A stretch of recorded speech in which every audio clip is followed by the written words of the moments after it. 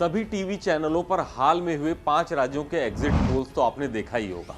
सभी चैनल्स ने राजस्थान, मध्य प्रदेश, छत्तीसगढ़, मिजोरम और तेलंगाना के एग्जिट पोल के नतीजे बताने शुरू कर दिए, जिसमें बताया गया कि इन राज्यों में किसकी सरकार बन सकती है, क्या तस्वीर हो सकती है, नतीजे कैसे रहेंगे, कहां उलटफेर हो सकता है।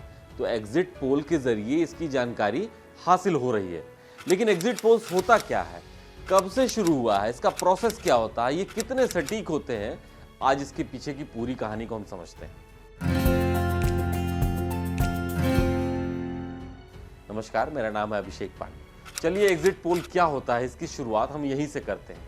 जैसा कि नाम से जाहिर है, एग्जिट पोल यानी पोलिंग बूथ से निकलने वाले वोटर्स से बातचीत के आधार पर तैयार किया गया पोल एक तरीके से चुनावी सर्वे होता है। मतदान वाले दिन जब मतदाता वोट देकर पोलिंग बूथ से बाहर निकलता है तो उससे वोटिंग को लेकर कुछ सवाल पूछे जाते हैं। इसमें उनसे पूछा जा सकता है कि उन्होंने किसको वोट दिया है। हजारों मतदाताओं के जवाब जुटाने के बाद एजेंसियां उसका एनालिसिस करती हैं, जिससे एक अंदाजा लग जाता है कि हवा किस तरफ है। गणना से यह भी बताया जाता है कि किसको कितनी सीटें मिल सकती हैं। साथ ही उन मुद्दों, नेताओं और घोषणाओं के बारे में भी पता चलता है जिन्होंने मतदाताओं को सबसे ज्यादा प्रभावित किया है। अब आपको बताते हैं कि एग्जिट पोल की शुरुआत कब और कैसे हुई। चुनावी सर्वे की शुरुआत सबसे पहले अमेरिका में हुई थी। जॉर्ज गैलप और क्लॉड रॉबिन्सन ने अमेरिकी सरकार के कामकाज पर लोगों की राय जानने के लिए सर्वे किया था। उसके बाद ब्रिटेन, जर्मनी, फ्रांस और डेनमार्क में भी चुनाव से पहले ये सर्वे हुए। ये 1930 और 1940 का दशक था। भारत में एग्जिट पोल की शुरुआत Indian institute of public opinion के तत्कालीन प्रमुख एरिक डी कोस्टा ने की थी। 1980 के दशक में भारत में सबसे पहली बार राष्ट्रीय स्तर पर एग्जिट पोल को लेकर पॉलिटिकल एक्सपर्ट्स प्रोडर राय और यूके के पॉलिटिकल एक्सपर्ट डेविड बटलर ने मिलकर काम किया था। 1996 में सरकारी चैनल दूरदर्शन ने CSDS के साथ मिलकर पहली बार एग्जिट पोल जारी किए थे। इसके बाद सभी सैटेलाइट न्यूज चैनलों ने एग्जिट पोल जारी करना शुरू कर दिया था। कुछ समय बाद एग्जिट पोल मतदान के बाद होने वाला सबसे लोकप्रिय टीवी शो बन गया। एग्जिट पोल कितने एक्यूरेट होते हैं, ये 3 मुख्य फैक्टर पर निर्भर करता है। सैंपल साइज, सर्वे में पूछे जाने वाले सवाल और सर्वे का रेंज। सैंपल साइज का मतलब ये हुआ कि सर्वे में जितने ज्यादा से ज्यादा लोगों से संपर्क किया जाए उतना ज्यादा एक्यूरेट नतीजे आएंगे। सर्वे में पूछे जाने वाले सवाल से मतलब है कि सैंपल सर्वे में पूछा गया सवाल जितना न्यूट्रल होगा, एग्जिट पोल का रिजल्ट उतना ही सटीक होगा। सर्वे का रेंज का मतलब है कि सर्वे का दायरा जितना बड़ा होगा, रिजल्ट एक्यूरेट होने की संभावना उतनी ज्यादा होगी। दरअसल भारत में एग्जिट पोल को लेकर कुछ नियम और कानून भी हैं।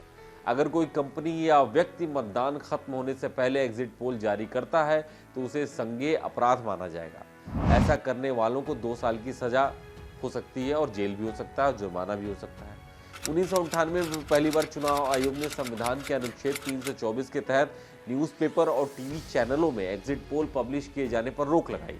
एग्जिट पोल जारी करने वाली मीडिया कंपनियों को निर्देशित किया गया कि सैंपल में मतदाताओं के सैंपल साइज और उनके मेथड को बताना जरूरी है। संस्थाओं को यह भी बताना होगा कि सर्वे के रिजल्ट में क्या खामी और कमियां संभव है। 2004 में चुनाव आयोग ने 6 राष्ट्रीय और 18 क्षेत्रीय दलों के समर्थन का दावा करते हुए केंद्रीय कानून मंत्रालय से जन प्रतिनिधित्व कानून 1951 में संशोधन की मांग की। चुनाव खत्म होने तक ओपिनियन पोल और एग्जिट पोल पर रोक लगाने की मांग की गई। फरवरी 2010 में चुनाव आयोग की सिफारिश पर जन प्रतिनिधित्व कानून यानी RP एक्ट 1951 की धारा 126A जोड़ा गया।